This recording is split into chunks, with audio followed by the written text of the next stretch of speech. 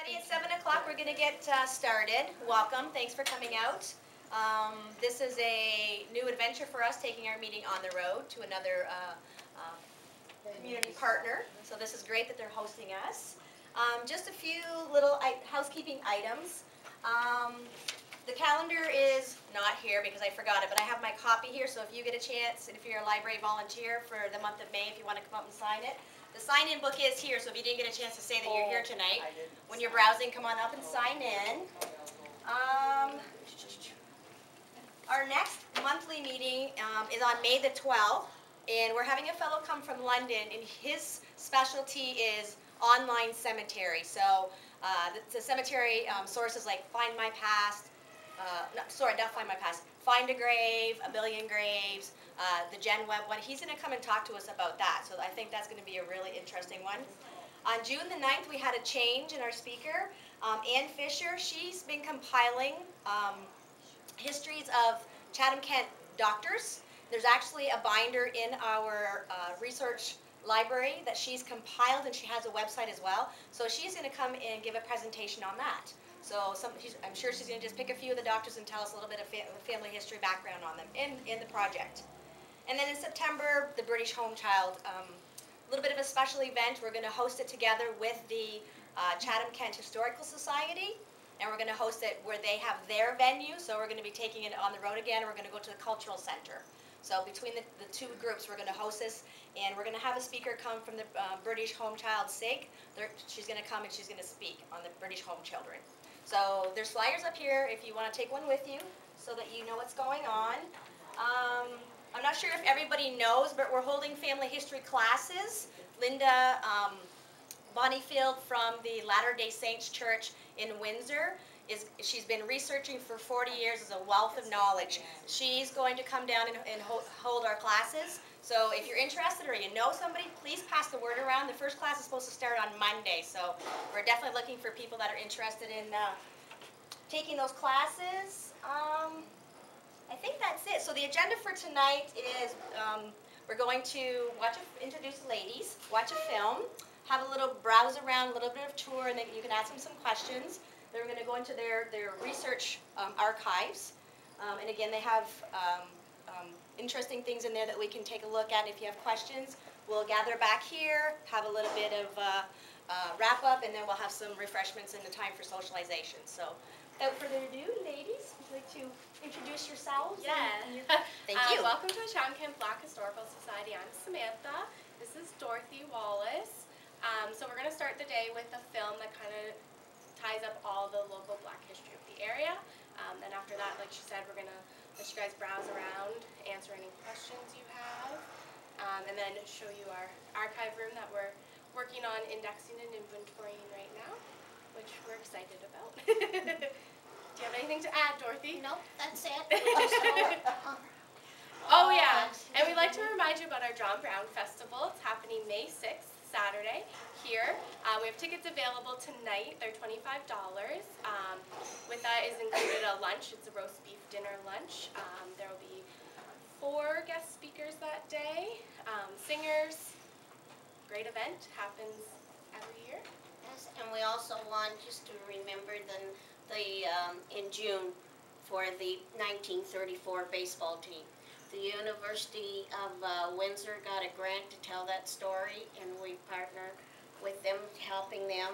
And it's going to be here. It costs nothing, and it's going to be June the 10th. And we really want everyone is more than welcome to come. Yeah, it starts at 1 Bring p.m. your children, and we want the younger so that they know what these guys were doing. And that it's going to be. And they have some nice surprises lined up for the day as well. Yeah, which we're excited about.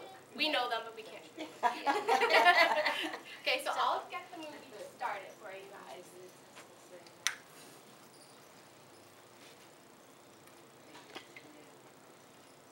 Classic Gold 630.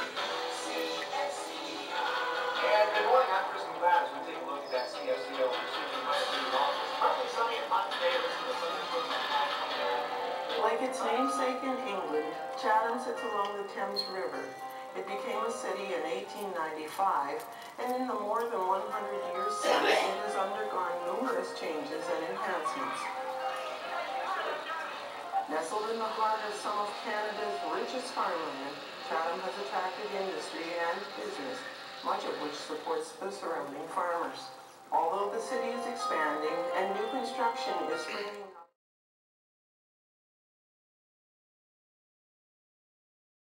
and stuff like that in there as well. Maybe slices.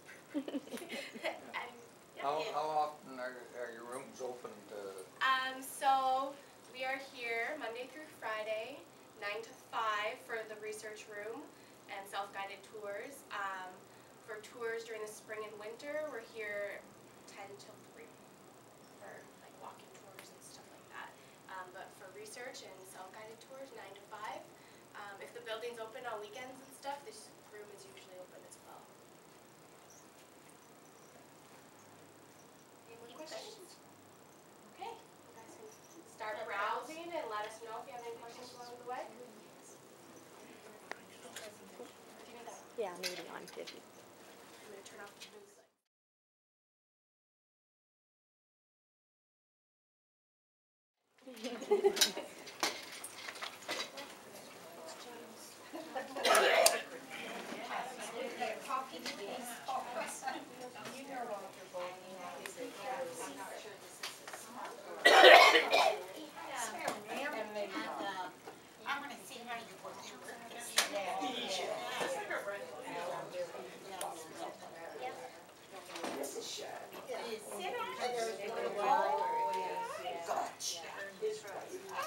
I've never seen one of those. That's so neat. In your house either, right? I mean, it's now, or for you to get it. It's hard to maneuver, it's not small spots. Like I said, it's actually show up. And there's no break. Oh. so if we get you like on a Like it's cold. Or you park it at the bottom of the stairs, upstairs, and so where we mind back.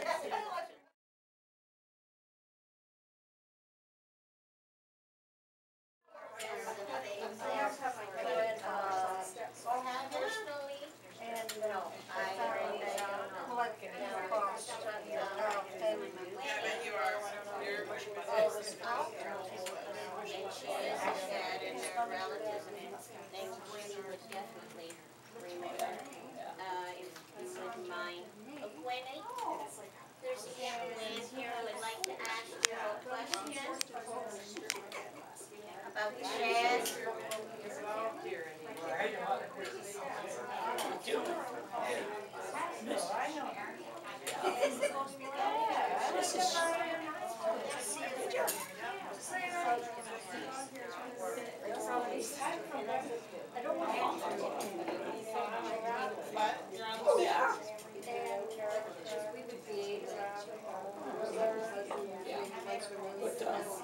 Mrs. Shad, the one that lived right next door. Their parent, first Okay. She was here. Oh, so is Mrs. Graves.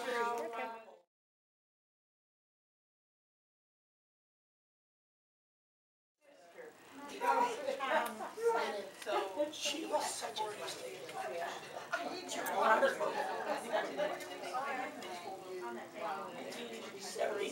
Mr.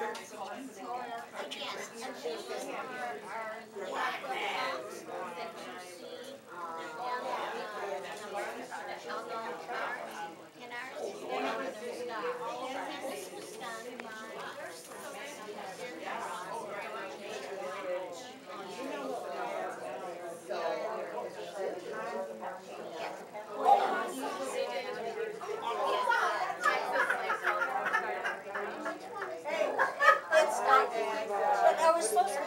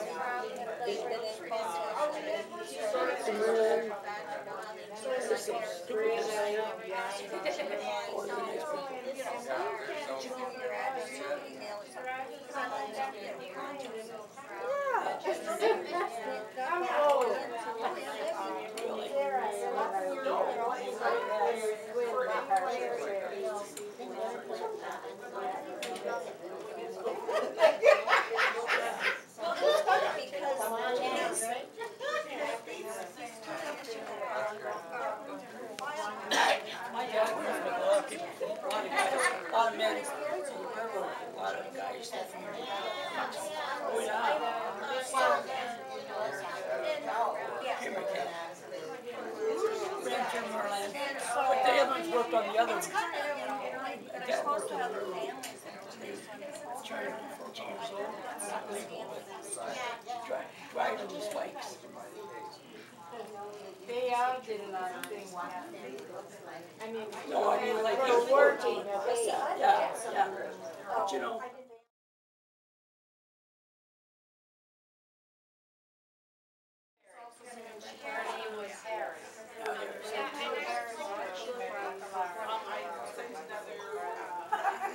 So I'm old, I look at that, you're gonna cut.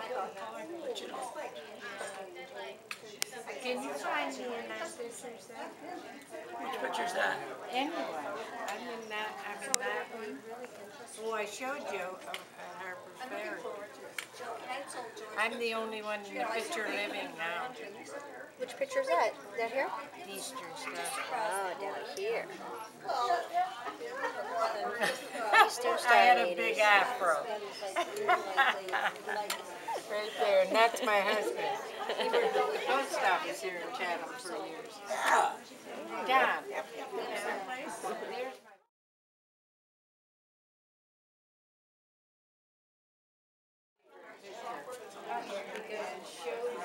oh, yeah. Now I'm like, oh, I can't wait to go. Come up here. It isn't needed.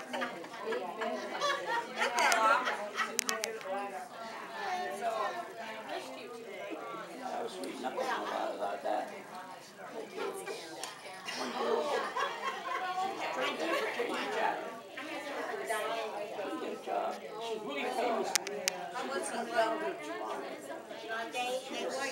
Where do you have to sign off on that, that it's okay, in case you have an adverse reaction, and, there was a whole list of things, that's what I was saying to my husband. That's one of the, they asked me about that, and so I went, the first one we did, and he was diabetic, there was a problem. You know, there was a whole list of things. I think they just want to know. No, but I'm looking at her. Yeah. Her husband was changed, wasn't it? John. He lived back street. Oh, back street. No, either. I didn't know. Oh, did you? That's like a double whammy. A guy named Charlie. Oh my God. He lived way back at the end of one of the streets. The weirdest thing is, he didn't know Okay.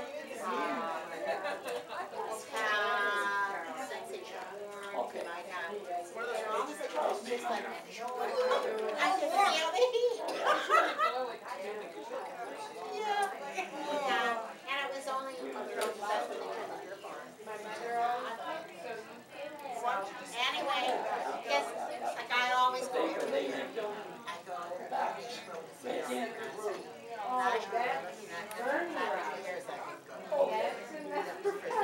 Oh, yeah, you know, Shad's Roberts were so close to Mary.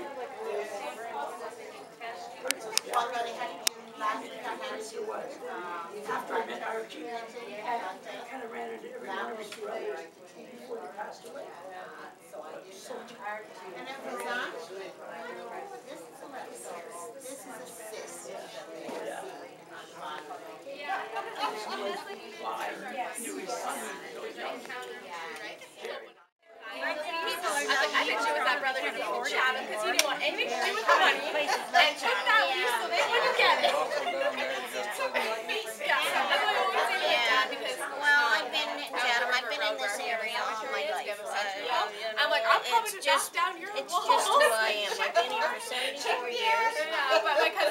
renovating it, and she's like, I haven't found anything. And I was like, well, could you imagine how much that land would be worth today? Yeah, I did. I've got a horse. Thank you. I've got a Oh, horse. she's got one of those new walkers. Yeah, new fandangle like that. It's so cool. How they work. Yes, the rest of our military men are in here. They don't quite fit. But this way they're a lot more affordable. So you're indexing what exactly? Your family histories right now, So or? we're organizing them all first. Any of the ones, so like we finished indexing the pictures. The green means that they're ready to go to index. So we started with the top shelf. So once our census records are finished, the top shelf will be complete, and then we'll work on indexing them. Some of the binders have like doubles, triples, trying to get rid of all the duplicates, keep it a nice clean streamline. Then we're going to start with the subject binders. Some have been started working on, and then families last, because some of these binders have families that need to be up here and not in there. And yeah, so we think that'll probably take a year and a half to get it all done. And then the Church of Latter-day Saints out of Salt Lake City has volunteered to digitize it all for us for free. Wow, Yeah, that's so- fantastic. Yeah, That's it's fantastic. a great gift. So we're going to do the hard work and get it indexed, inventoried, and ready for them. Wow, So we have 2 employees here. We have volunteers that come from the Church of Latter-day Saints, Windsor, once or twice a month. And then some of our board members come in when they're available to come in. And the employees work on the organizing and deciding like what doubles to get rid of and that kind of stuff. And the volunteers kind of do the indexing. And then summer, we're hoping we get 2 summer students in this year. So they'll really help, because last year we kind of showed them how to index. So this summer we'll be like, okay, now we have lots for you to do. That's very exciting. Yeah, so yeah, and it's nice that it's going to be all like streamlined and easy to find, numbered. Because some stuff was numbered, some stuff wasn't numbered. And even still, when we open some of the binders, they'll say something on the outside, and we open it, and it's something totally different inside of it. Yeah, like we opened a census binder the one day, and it was obituaries. And I'm like, oh man. And they usually bring them in here for a couple days out of summer. Play like some historical games with them, read them some stories, and kind of ask them, what's your last name? And then we'll say, do you know that your family's in here? And then hopefully in 5 years from now they'll remember and they'll be like, oh, I'm going to go in there. Start them young, right? So do you have access to the index plans for the future of where the index might be, or if you can put it on your website, or how are people going to access it? We don't know yet what we're going to do. They said once we get it like all figured out, then they'll give us kind of different options. Ideas, okay. They're talking about like Ancestry.com, talking about having a database on our website. So we're not sure where we're going to go with it yet, but. So if somebody now had a question, they had a family that was from Chatham, how would they go about? Call us, email us, come in. Ask the family name. We do have like a preliminary list of family last names on our website, but sometimes like the family might only have one. That my great So uncle yeah, eventually bought. we have some. And when I go through the land records, I always say I want to know. Yes, yeah. Oh, the battery's going. She was a news. This is the M4. Yeah, so this one has.